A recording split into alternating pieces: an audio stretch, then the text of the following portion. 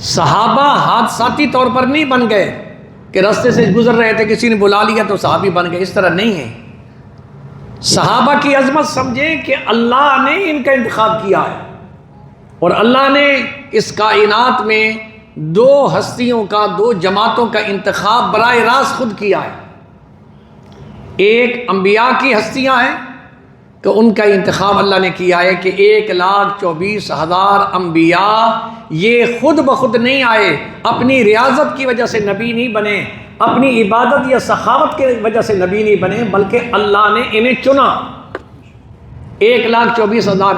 اس لیے حضور کے جو اسماء گرامی ہیں نا، ان اسماء گرامی میں ایک نام ہے مجتبی۔ مجتبی کا معنی کیا ہے؟ چنا ہوا، یعنی اس کا انتخاب ہوا ہے، اس کو چنا گیا ہے۔ کس نے چنا ہے؟ رب العالمین نے خود چنا ہے اپنے محبوب کریم صلی اللہ علیہ وسلم کی ذات کو، اور 1,24,000 انبیاء کو خالق کائنات نے ان کا انتخاب فرمایا ہے۔ اور حضور کا جو ایک نام نامی اس میں گرامی ہے وہ مجتبی ہے۔ حضور کا فرماتے ہیں اللہ نے مجھے چنا ہے ساری کائنات میں۔ اب صحابہ کا جو چناؤ ہوا ہے، رب العالمین نے حضور کے صحابہ کو چنا۔ فارس پہ نظر پڑی کہ یہاں کون ہے میرے نبی کا عاشق، سلمان کو وہاں سے لیا۔ روم کی طرف نظر پڑی، صہیب کو وہاں سے اٹھایا۔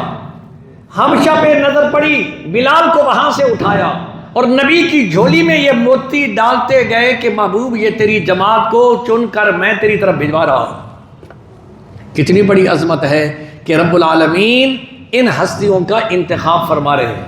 اور اللہ کریم نے قرآن مجید فرقان حمید کے اندر فرمایا، دنیا کے اندر امتحان ہوتے ہیں، ایک کمرہ ہوتا ہے، کاغذ دے دی جاتی ہے، پین دے دیا جاتا ہے، سوال نامہ دے دیا جاتا ہے، اس کے اندر پھر امتحان ہوتا ہے، کوئی کامیاب ہوتا ہے، کوئی ناکام ہوتا ہے۔ اللہ فرماتا ہے میں نے حضور کی جماعت کا امتحان لیا، خود لیا، فرشتوں کے ذمہ نہیں لگایا، نبیوں کے ذمہ نہیں لگایا۔